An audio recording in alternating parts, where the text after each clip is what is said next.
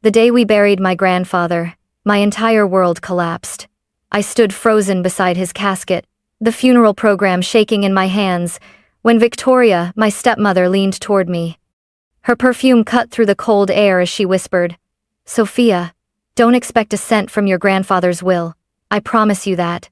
Her voice dripped with venom, and for a moment, I couldn't breathe.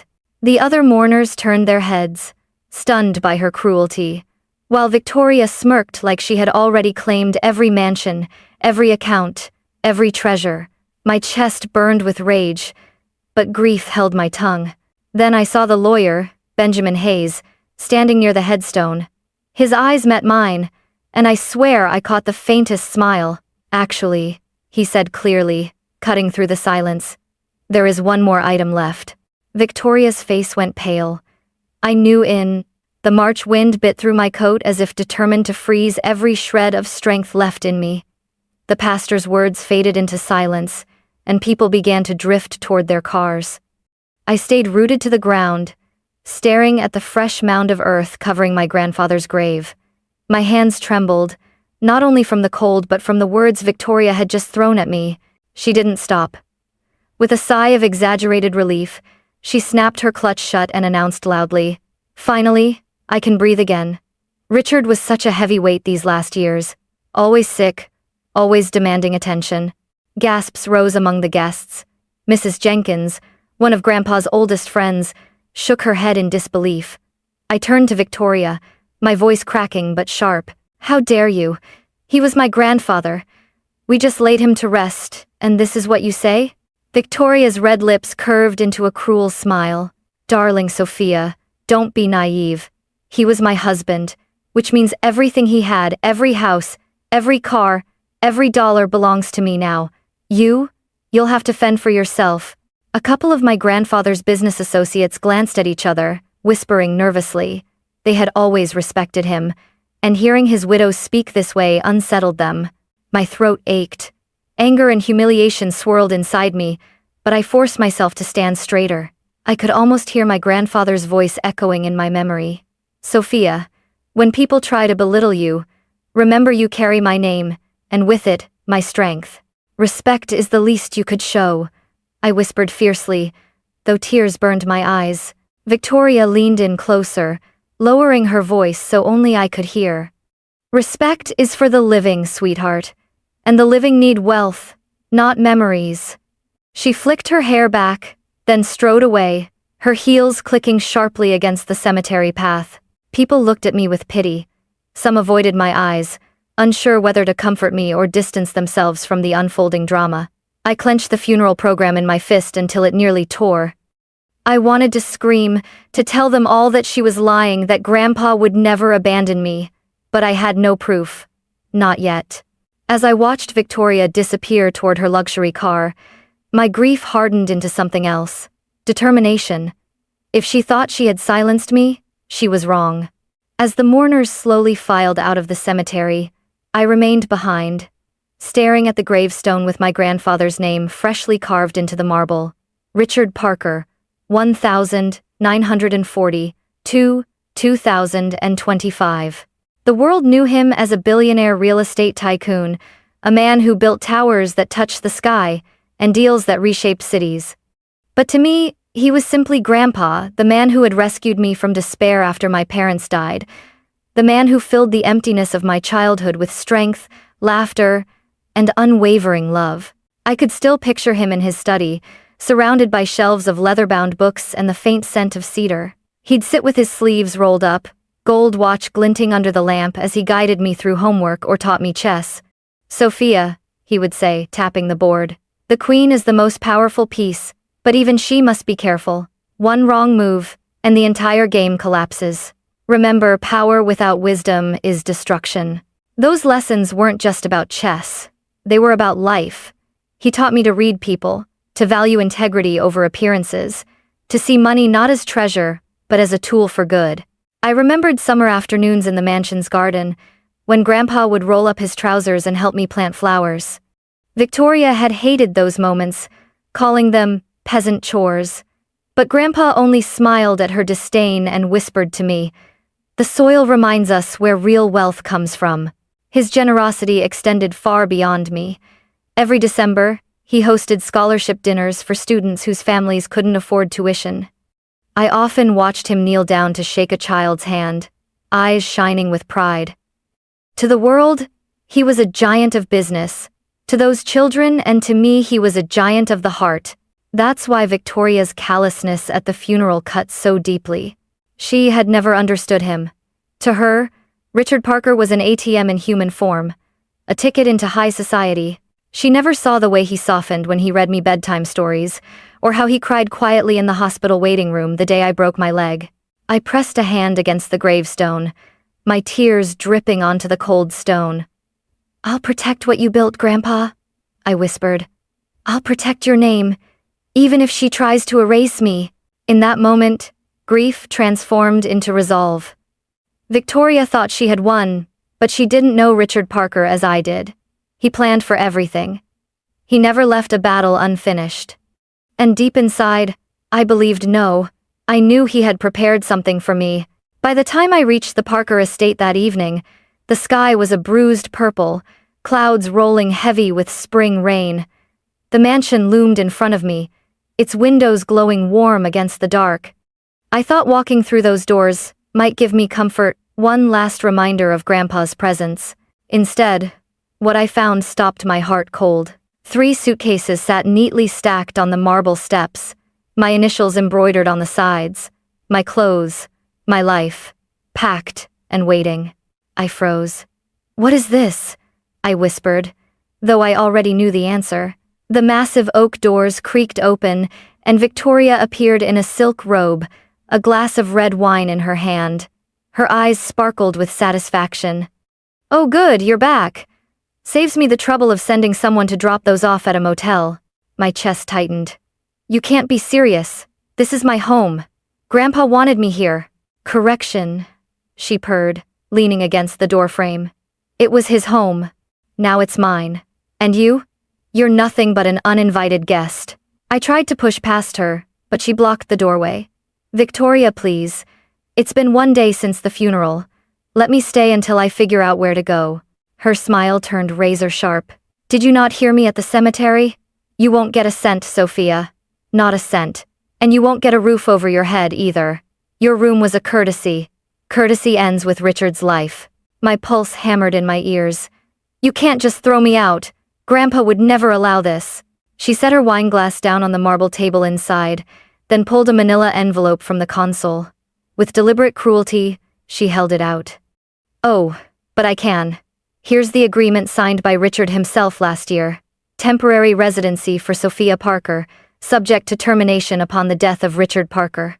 My hands shook as I scanned the paper under the porch light. The signature was undeniably his. My stomach twisted. Could he really have written this? "You forged this," I snapped, voice breaking. Victoria laughed, low and cold. "Think what you like, but the law will side with me. And in 15 minutes, if you're not gone, the security guards will escort you off the property like the squatter you are." Tears burned down my cheeks, but I refused to let her see me crumble. I bent down, grabbed the handle of my suitcase, and steadied my voice. "You think you've won. But Grandpa never lost a battle in his life. He won't lose this one either." Her eyes narrowed. "We'll see about that." The doors shut with a thunderous slam, the sound of deadbolts clicking into place. One by one, the lights in the mansion blinked off, as if she were erasing me from every corner of the home that had once been filled with laughter and love. I stood in the rain, clutching my suitcase, my hair plastered to my face. The grand estate behind me no longer belonged to me but the blood in my veins. The legacy Richard Parker had poured into me, still did. And as I dragged my belongings down the driveway toward my battered car, I whispered to myself through clenched teeth, "This isn't over. Not by a long shot." The neon sign outside the Lakeview Inn flickered like a dying heartbeat as I pulled my car into the lot. Rain streaked the windshield, each drop echoing the rhythm of my own despair. I had gone from marble floors and chandeliers to peeling wallpaper and buzzing fluorescent lights in the span of a single day. Room 112 smelled faintly of cigarettes and bleach. The carpet was threadbare, The bedspread a faded floral pattern from decades past. I set my suitcases down on the floor and sat at the edge of the bed, my hands covering my face. The silence was deafening. For the first time, I let the sobs come. "Why, Grandpa?" I whispered into the darkness. "Why would you leave me with her? Why would you sign that paper?" My tears blurred the memory of his warm smile, his strong voice, his promise that he would always take care of me. The night stretched endlessly, the rain beating against the window like cruel applause. Just as exhaustion began to pull me under, the shrill ring of the motel's old rotary phone startled me upright. I hesitated, staring at it as if it might bite. No one even knew I was here. My fingers trembled as I picked up the receiver. "Hello?" My voice cracked. "Sophia?" The voice was deep, calm, and strangely reassuring. "This is Benjamin Hayes, your grandfather's attorney." I sat up straighter, heart pounding. "Mr. Hayes? How did you know where to find me?" He chuckled softly. "Richard made sure I would. He anticipated certain difficulties. He left instructions." My breath caught. "Instructions?" "Yes," he replied. "And I can't discuss them over the phone. But I want you to know this, your grandfather was very thorough. He thought of everything. Trust me, Sophia, all is not lost." Tears welled in my eyes again, but this time from something I hadn't felt in days. "Hope. She told me I'd get nothing," I whispered. "Victoria said she owns it all." Hayes's tone hardened. "Victoria may believe that, but belief and truth are rarely the same. The will is being read on Friday at 2 p.m.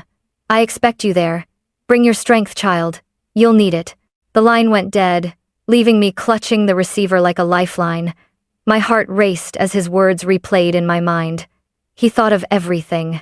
For the first time since Grandpa's funeral, I felt the faintest glimmer of his presence beside me, as if he were whispering through the storm, guiding me toward a battle he had already prepared.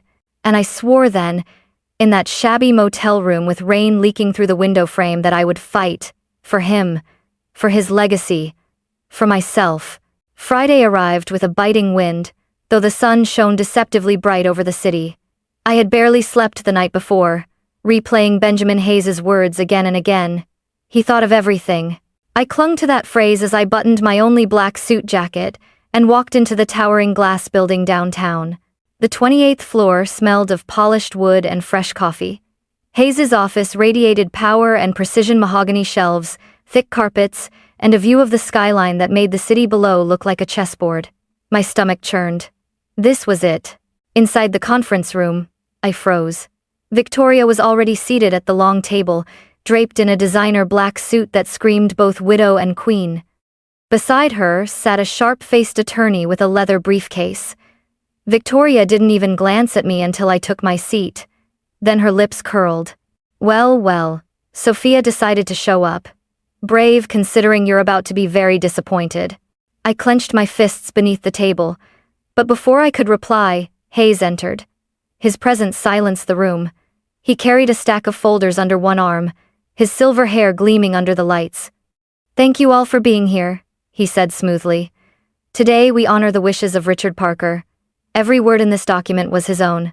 My job is simply to ensure they are carried out." Behind him stood two witnesses. Mr. Lewis, Grandpa's longtime business partner, and Margaret Ellis, our family's trusted housekeeper for over 30 years. Their faces were solemn, their presence steadying me like anchors. Hayes settled at the head of the table and opened the will. His voice took on a formal cadence, each word weighted with authority. "This is the last will and testament of Richard Parker, dated the 12th of December 2024. Victoria leaned back in her chair, crossing her legs. She looked like a queen awaiting coronation.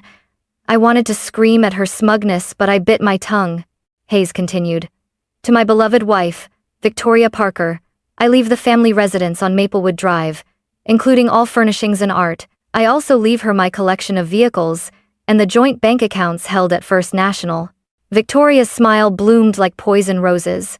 She turned her head just enough to whisper, "Told you, Sophia. Nothing for you." Heat surged through me, but I stayed silent, gripping the chair until my knuckles went white. The witnesses shifted uncomfortably. Hayes raised a hand before Victoria could gloat further. That concludes the preliminary bequests, but there are additional provisions. The air in the room shifted. Even Victoria's attorney straightened in her seat. Hayes adjusted his glasses, and a flicker of something almost amusement crossed his face. Richard Parker was nothing if not meticulous, and what comes next will require everyone's full attention. My pulse thundered in my ears. I could feel it, the ground beneath Victoria's throne was about to crack. Benjamin Hayes's voice carried across the conference room like a gavel striking wood. To my granddaughter, Sophia Parker, who has stood by me with loyalty and love, I leave. He paused deliberately, eyes scanning the room. 50% of Parker Global Holdings, including all voting rights, shares, and dividends. The silence that followed was deafening. My heart nearly stopped. 50%? That was the empire my grandfather had built, a corporation valued in the billions. I blinked at Hayes, certain I'd misheard, but his calm expression told me otherwise. Across the table, Victoria's wine-red nails dug into the armrest. "This is absurd," she spat. "She's a child. She doesn't know the first thing about running a corporation." Hayes remained unfazed. Mr. Parker was explicit. He entrusted Sophia with his legacy. Furthermore, she is to receive all personal effects of sentimental value, including the watch collection, the study library, and the charitable foundations established in his name. My throat tightened. Grandpa's watch, the one he used to check before every meeting, tapping the face with a smile. Tears pricked my eyes, but I refused to let them fall. Victoria shot to her feet. Fraud. This will is fraudulent. Richard would never put his life's work into the hands of a naive little girl. Her attorney, Miss Stone, tried to pull her back down. "Victoria, please, let's remain calm." "No." Victoria's voice rose, echoing off the glass walls. "This is a conspiracy. She manipulated him while he was weak, dying." I found my own voice, steady though my heart thundered. "Don't you dare twist this. Grandpa knew you didn't love him. You loved his wealth. And now the truth is out." Gasps rippled among the witnesses. Margaret Ellis, the housekeeper, leaned forward. "I saw Mr. Parker working on this will personally, Victoria. He was sharper than ever. He knew exactly what he was doing." Mr. Lewis nodded firmly. Richard anticipated every possibility. He wasn't senile, and he wasn't deceived. He chose Sophia. Victoria's face blanched, then flushed scarlet. She jabbed a trembling finger in my direction. "You think this changes anything? You may have paper in your hand, but I have the house, the money, the influence. You're nothing without me." Hayes cleared his throat, his calm authority reclaiming the room. "Actually, Mrs. Parker, there is more. The house and the liquid assets are yours, yes. But Parker Global Holdings is the beating heart of Richard's empire, and Sophia now controls half of it. Without her, you cannot touch the company." The look on Victoria's face was almost inhuman, half rage, half disbelief. She sank back into her chair, knuckles white, lips trembling. I inhaled slowly, forcing my hands to unclench. For the first time since the funeral, I felt something resembling power. Not revenge, not victory, just the weight of my grandfather's trust settling on my shoulders. But Hayes wasn't done. He placed a separate envelope on the table, his eyes flicking toward me, then to Victoria. "There is one final clause," he said, his tone grave. "And it changes everything you think you know." The room seemed to hold its breath. Benjamin Hayes adjusted his glasses, his calm eyes scanning the tense room. "Richard Parker added a conditional clause 3 weeks before his passing," he announced, sliding a sealed folder across the table. "He made me promise it would be read only after the primary distributions." Victoria leaned forward, eyes blazing. "What clause?" Hayes's voice dropped into a measured cadence. "If my wife, Victoria Parker, attempts to force my granddaughter Sophia Parker out of the family estate within 1 year of my death, then all assets previously granted to her, including the mansion, vehicles, and bank accounts shall be revoked and transferred to Sophia Parker in full." The words detonated like a bomb. For a moment, no one moved. Then Victoria let out a strangled laugh, high-pitched and shaky. This is ridiculous. No court will honor such nonsense." Hayes folded his hands. Conditional bequests are entirely legal, Mrs. Parker. Your husband ensured this clause was airtight. In fact, he opened the folder and slid a document toward her. It includes witness signatures, notarization, and a video statement from Mr. Parker himself. My heart raced.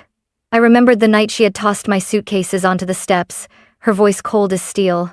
If you're not gone in 15 minutes, the guards will throw you out.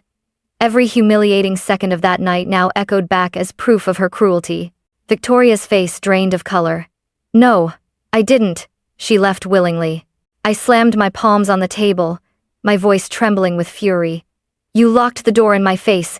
You told me I was nothing, and now everyone will see exactly who you are. The witnesses nodded grimly. Mr. Lewis crossed his arms.